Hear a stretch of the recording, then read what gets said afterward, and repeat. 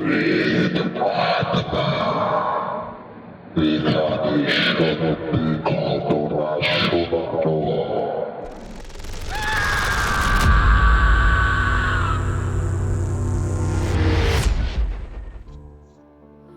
বন্ধুরা, সবাই কেমন আছো? আশা করছি সবাই খুব ভালো আছো এবং সুস্থ আছো। আমি আছি বাবান তোমাদের সাথে। তোমরা সবাই শুনছো প্রেত আত্মা। প্রেত আত্মা ছোট্ট একটা পরিবার। আশা করছি সবাই খুব ভালো মতোই আছো। তো যা নতুন শুনছো এই মুহূর্তে, তারা কিন্তু সাবস্ক্রাইব করে দিয়ে পাশে থাকবে প্রেত আত্মা। তো আজকে একদম বেশি কথা বাড়াবো না। আজকের ঘটনাটা বেশি বড় নয়, আবার বেশি ছোটও নয়। তো ঘটনাটা আমাকে পাঠিয়েছে ক্যানিং থেকে। তো আমি আমার মতো করে ঘটনাটা তুলে ধরছি তোমাদের সবার সাথে। আর যা নতুন শুনছো তারা কিন্তু অবশ্যই সাবস্ক্রাইবটা করে কিন্তু প্রেতাত্মার পাশে থাকবে। লাইক করতে ভুলবে না, এমনকি সবার মাঝে ছড়িয়ে দাও এই প্রেত আত্মার ছোট্ট একটা পরিবার। তাহলে সবাই রেডি তো? কানে হেডফোনটা লাগিয়ে নাও। আমরা সরাসরি চলে যাচ্ছি ঘটনায়।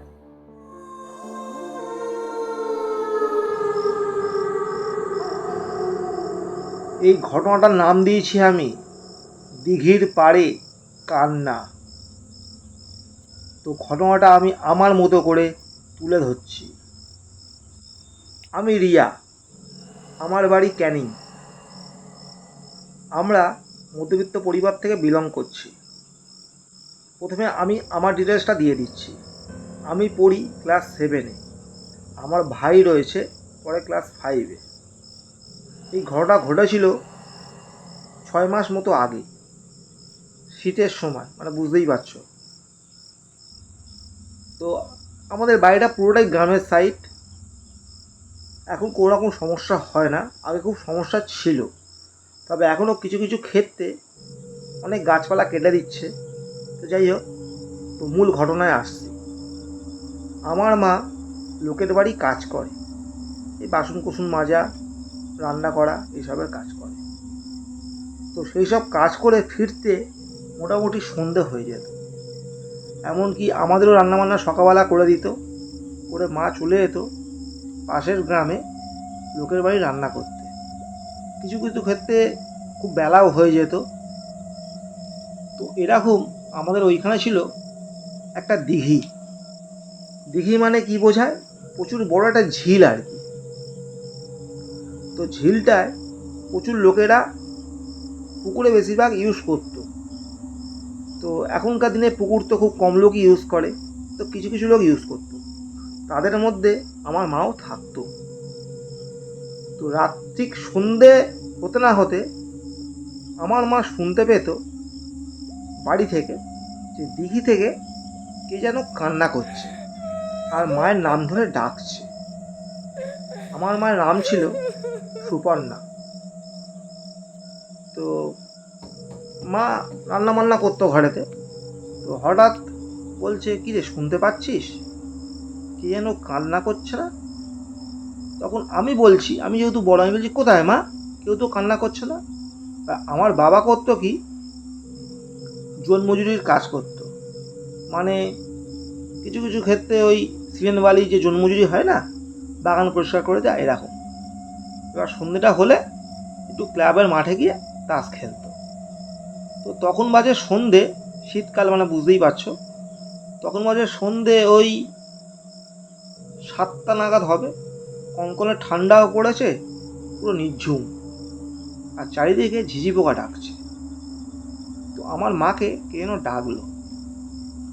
তো মা তখন টর্চ নিয়ে গেল দিঘির পাড়ের, গিয়ে দেখছে কোনো জায়গায় কোনো সাউন্ড নেই। পুকুরে যেন মাছ ঘাই মারলে যেমন হয় তেমনভাবে জলটা কেঁপে উঠল। সেটা দেখে মা চলে এসেছে।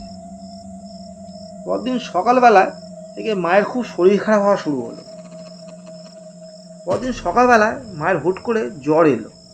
এতটাই জ্বর যে বিছানা ছেড়ে উঠতে পারছে না। তো আমি যেতে পারলাম না স্কুলে। তো আমি তখন ভাত রান্না করতে পারতাম। বাবা চলে গেছিলো কাজে, কিছু না খেয়ে। আমি এবার আমার মতো রান্নাবান্না শুরু করলাম।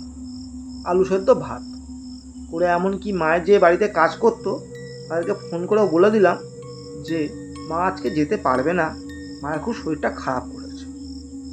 প্রথমে আমরা কেউ ব্যাপারটা গুরুত্ব দিইনি যে শরীর খারাপ মানুষের হতেই পারে, ওষুধ খেলে ঠিক হয়ে যাবে। তো ওষুধ এনে খাওয়ানো হলো, প্যারাসিটামল খেয়ে ঠিক হয়ে গেছিল। ফের সন্ধ্যেবেলার দিকে হঠাৎ দেখতে পাচ্ছে কান্নার সাউন্ডটা নাকি মাই পাচ্ছে। ফের মা এবার আমাকে সঙ্গে করে নিয়ে গেল যে চল তো দেখবি, চল তো কে যেন একটা কান্না। আমি বলছি যে মা কোনো সাউন্ড আসছে না, বলছি না তুই চল না, আমি পাচ্ছি তুই পাচ্ছিস না বলে। দ্বিতীয় দিন এবার সেই মুহূর্তে দেখতে পেলাম যে বাবাও চলে এসেছে তাসপাস খেলে।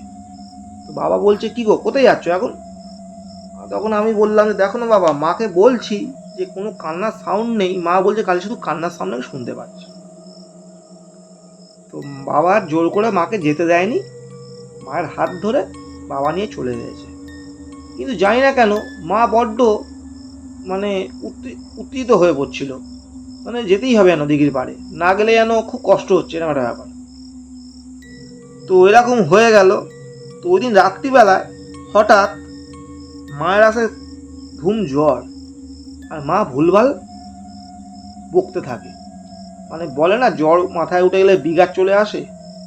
তো মা বলছে যে ঘুমের ঘোরে ওই দেখ আমাকে নাকি ডাকছে রে দিঘির পাড় থেকে, আমাকে নাকি ডাকছে, তোরা কেউ আমাকে আটকে রাখতে পারবি না, আমাকে না কে ডাকছে রে, আমাকে না কে ডাকছে। এইভাবে ঘুমের ঘোরে চোখ বন্ধ করে বলছে। তো বাবা বলছে তখন যে কি হয়েছে তোমার, তুমি কি বলছো? তো মাথায় তখন জলপট্টি দেওয়া শুরু করলাম আমি, বাবা আমাকে বলতে আমি জলপট্টি দেওয়া শুরু করলাম। জ্বর তাও নামছে না। তো ঠিক করা হলো যে পরের দিন ডাক্তারখানায় নিয়ে যাওয়া হবে। ডাক্তারের কাছেও নিয়ে যাওয়া হলো। ডাক্তার ওষুধপালা দিয়ে বলল খাওয়া দাওয়া ঠিকঠাক মতো হচ্ছে না, রাতে ঘুম হচ্ছে না, আর খুব টেনশন থেকে এইগুলো হচ্ছে, ওষুধপালা দিলে ঠিক হয়ে যাবে। তো ওরকম চলে এলো, ওষুধপালা খেলো, সকাল থেকে ঠিকঠাক রয়েছে। ফের তৃতীয় দিনের বেলায় একই জিনিস ঠিক সন্ধে হতে না হতে বলছে দেখ আমাকে কে ডাকছে। তখন বাবা ওই দিন বাড়িতে ছিল।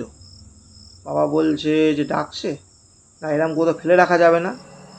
এবার সেই অবস্থায় বললো তুমি এখানেই থাকো বলে, আমাদের গ্রামেরই আশেপাশে একটা ওঝা ছিল, তাকে পুরো ঘটনাটা বলা হলো। বলতে সে তখন বাড়িতে এলো সন্ধেবেলায়, আর সেদিন ছিল শনিবার। সে অনেক কিছু জানতো, এটা আমি বিশ্বাস করতাম না, আর ভাই অনেকটা ছোট। তো আমি কি করলাম, আমিও ভয় ভয় পাচ্ছি। তো আমি বললাম যে দেখো না দাদু, মা না সন্ধ্যেটা হলেই না এরকম করে, দেখো না গো এরকম কেন করছে। তো বললো দাঁড়া আমি দেখছি বলে। এবার মা চুপচাপ শুয়েছিল, মায়ের মাথায় একটা ঠাকুরের কি একটা মানে বইয়ের মতো কি একটা ছিল, জানি না ওটা ঠিক, রুমালে করে বাঁধা, লাল কাপড়ে বাঁধা, ওইটা নিয়ে ফুল নিয়ে একটু গঙ্গা জল দিয়ে কপালে ঠেকালো। ঠেকাতে তখন অটোমেটিকই দেখতে পেলাম মায়ের চোখটা বড় বড় হয়ে খুলে গেল,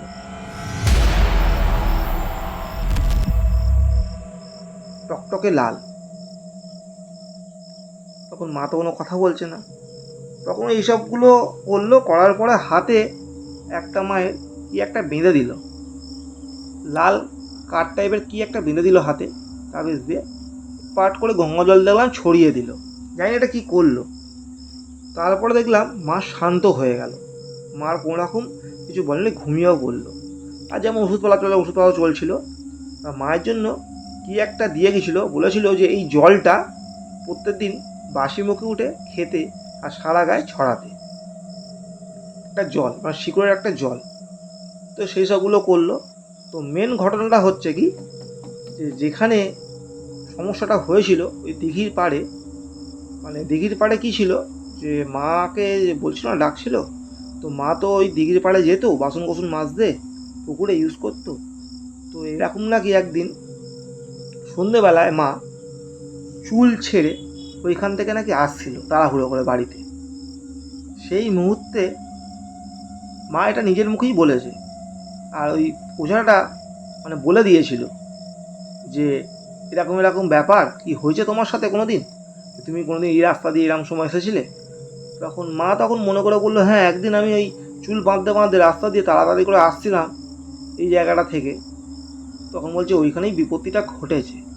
না ওই জায়গায় মানে ওই খারাপ যাদের দৃষ্টিশক্তি যেটা বলে আর কি, স্পিরিট, তারা ওই জায়গা দিয়ে যাতায়াত করে। সেই যাতায়াতের পথে তুমি ঢুকে গিয়েছিলে, তো সেটারই হাওয়া বাতাস তোমার শরীরে লেগেছিল। এমনকি তুমি মনে করছিলে তোমাকে ডাকছে, এটা তোমাকে ডাকছে না, এটা তুমি সেটা শুনতে পাচ্ছ ঠিক কথা, কিন্তু তোমার মানে মনটাকে চাইছি যেন ওই দিকে যায় কিছু দেখবার জন্য। এটা তুমি তো মনে মনে করছো যে তোমাকে ডাকছে, এখন সেটা তুমিই শুনতে পাবে, তোমাকে তোমাদের দলে টানবে, এরকম একটা কিছু হবার আশঙ্কা ছিল। তো ওজাটা খুব ভালো বলতে হয়, ওজাটা এসে মাকে ঠিকঠাক করে দিয়েছিল। তো এই ঘটনার পরে মা আর কোনোদিন চুল ছেড়ে ওই জায়গায় আর যায়নি, আর ওই পুকুর পাড়ে যাওয়া এখনও পর্যন্ত বন্ধ হয়ে গিয়েছে। কিন্তু মায়ের শরীর এখনও পর্যন্ত ঠিক হয়নি, মায়ের সাথে শরীরটা জ্বর চলে আসে, আর শরীরটা আগের তুলনায় খুব ভেঙেও গিয়েছে। তো ঘটনাটা ঠিক এরকমই ছিল বন্ধুরা, অত গুছিয়ে ঠিক বলতে পারলাম না, তো বন্ধুরা আমাকে ক্ষমা করে দেবে। ঘটনা অনেক বড় ছিল, আমি চেষ্টা করলাম ছোট করে বলার। যাই হোক, তোমাদের কেমন লাগলো তোমরা কিন্তু কমেন্ট করতে ভুলবে না, অবশ্যই সাবস্ক্রাইব করে পাশে থাকবে। আজকের ঘটনাটা এই অবধিই ছিল বন্ধুরা, সবাই খুব সাপোর্ট করো, এভাবে পাশে থেকো, সবাই খুব ভালো থেকো। যারা নতুন শুনছো তারা কিন্তু সাবস্ক্রাইব করে পাশে থাকবে। আজকের মতো টাটা, গুড নাইট।